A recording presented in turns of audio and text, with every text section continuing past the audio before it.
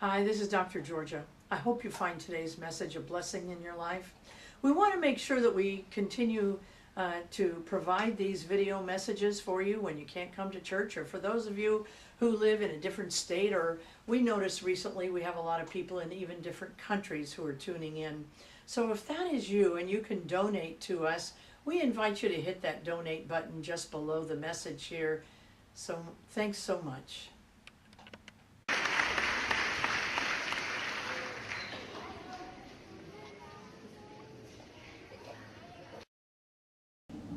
Let us prepare ourselves. If you put your hand over your eyes, I open my eyes to see the spiritual truth today. I open my eyes to see the spiritual truth today. Your ears, I open my ears to hear the spiritual truth today. I open my ears to hear the spiritual truth today. Now if you put your hand over your heart and extend out your arm, I open my heart to receive the spiritual truth today. I open my heart to receive the spiritual truth today. The spiritual truth that I'm working with today is that friendship is a good idea in the mind of God. Friendship is a good idea in the mind of God. And the reason I believe that so strongly is because I know that friends have been my foundation for success so many times in my life. You know, we're all made for relating to one another. We're actually hardwired to relate to one another, and nobody gets through life without having relationships. Whether you want them or not, you're going to have relationships in your life.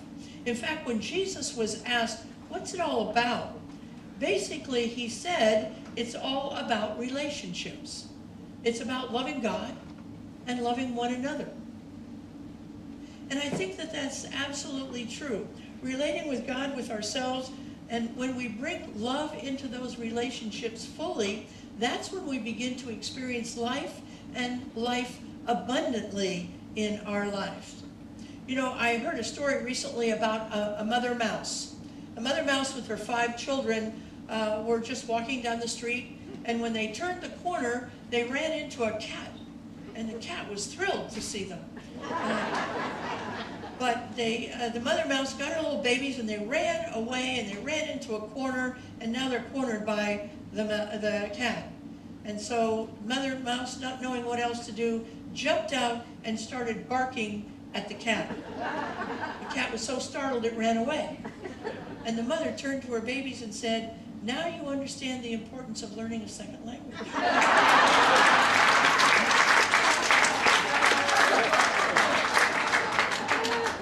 We all have to learn a second language in our life. No matter how many human languages you speak, we need to learn the language of love in our life. And we need to get really fluent in it.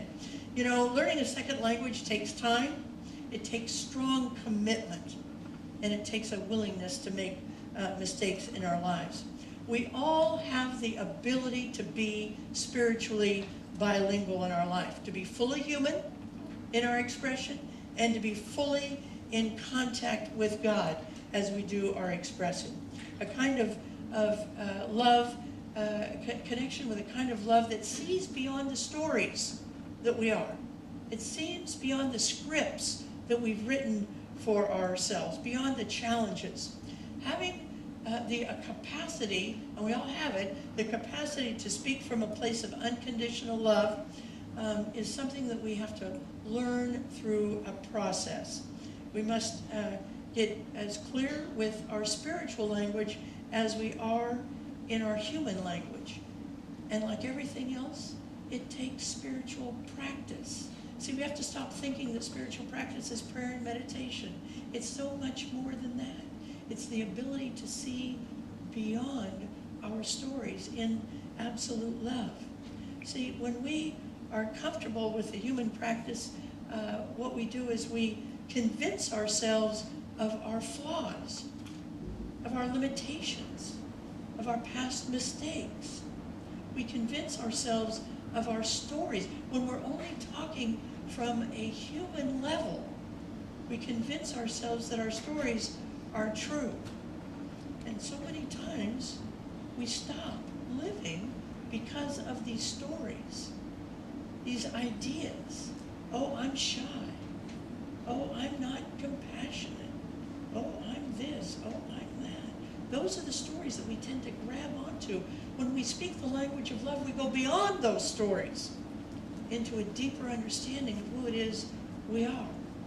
You know, some of you have been to a store that has an as-is table. Haven't you been to a store with as-is written on it? I love those because I love a bargain. So, you know, you go to an as-is and you know something is imperfect with it, don't you? You know something's wrong with the zipper a little bit, something's wrong with a button, maybe there's a little mistake in the fabric color. There's some kind of a mistake there, and you get that. You understand that if you buy it on the as-is table, there's no returning it. There's no refund. There's no calling the manager over. You bought it as is because it is as is. Okay? But here's the thing. I often think in relationships, we ought to be wearing little signs on our forehead, as is. As is.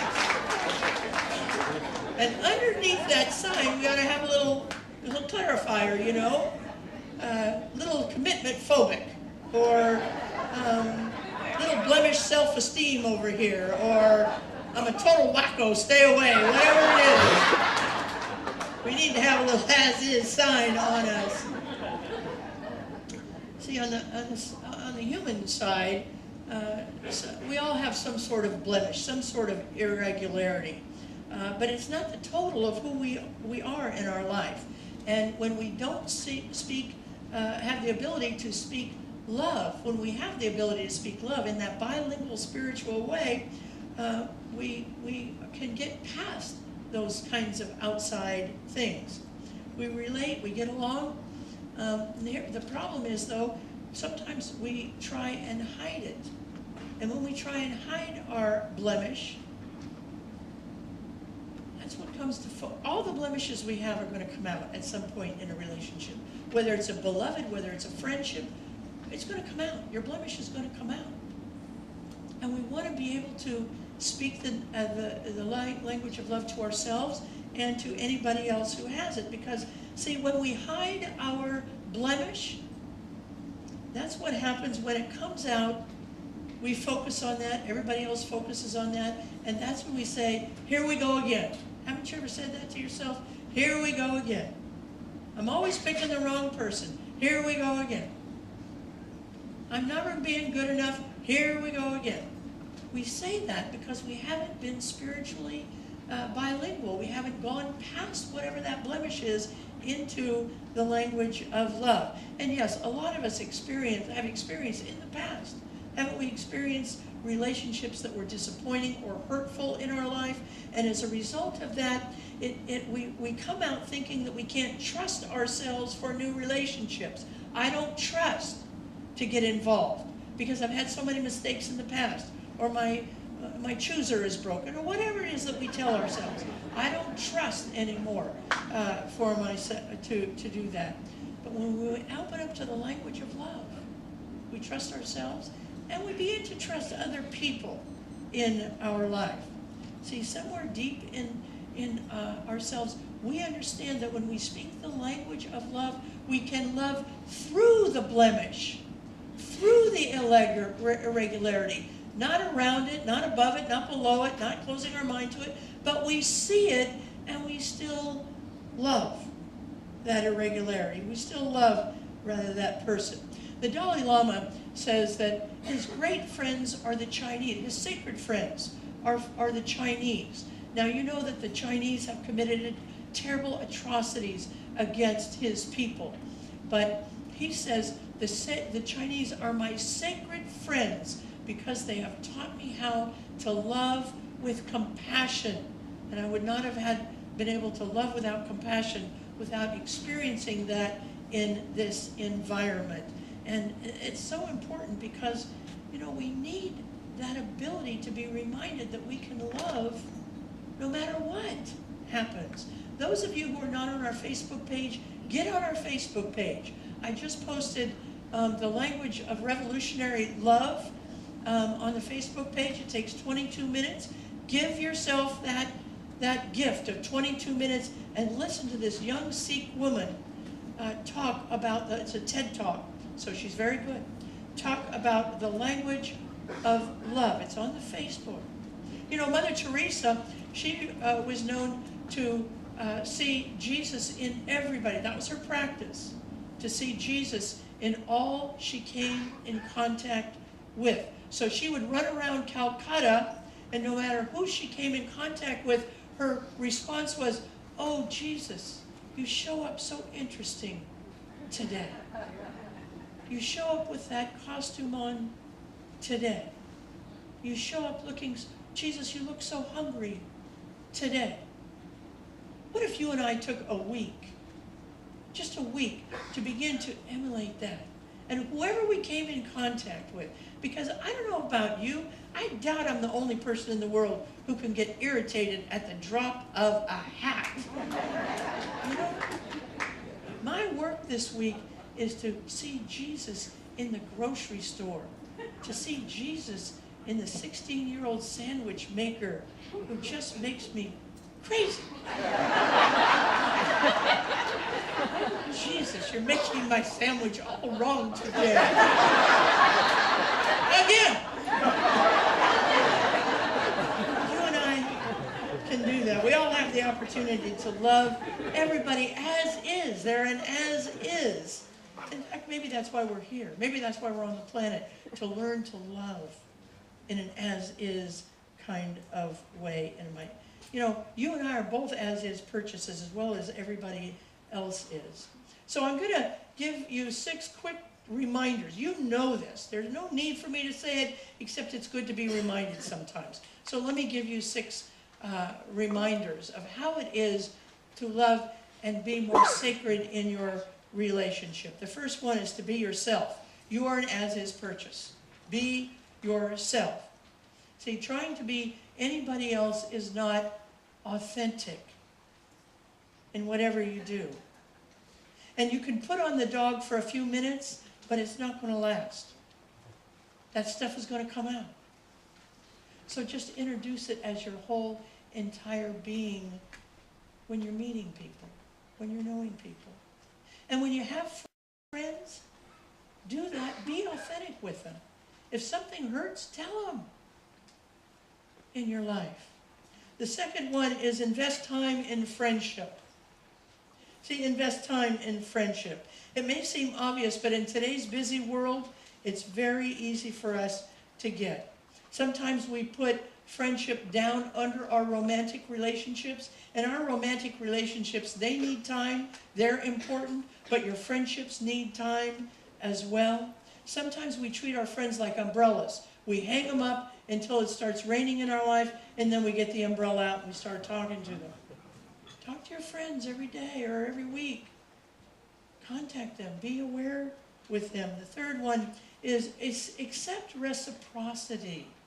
If you're the only person calling your friend, that's not good. Expect reciprocity. Expect when you call them, they call you back. Or they initiate sometimes. And here's the thing. If they don't, it doesn't mean you don't love them. It means you transition them from friend to acquaintance. You don't get to be my friend if you don't reach out to me once in a while. If you don't call me. You'll get to be my loving acquaintance, but you no longer get to be my friend in my life. The fourth one is communicate. And this is probably the most important one. About real stuff. Remember, you're bilingual. And you can hear their stuff. It's like what Alfredo was saying. We hear the pain, but we also see underneath that pain. You're spiritually bilingual enough. You don't need to be a practitioner. You can do that. You can listen to your friend's pain without fixing it. You can just listen to it and be loved by it in your life. Communicate about real stuff, not superficial stuff. If your marriage is at risk, communicate that with your friend. If your health is a problem right now, communicate that with your friend. If your money is an issue right now, communicate that with your friend. We're only as sick as our secrets, and you have sacred friends. Communicate that in your life. The fifth one is to understand conflict is a part of friendship. Conflict is a part of friendship. See, we tend to run away when we have conflict in our lives. But we need to stop doing that. We need to know that conflict is a part. We don't need to give anybody the cold shoulder. We don't need to separate ourselves from them.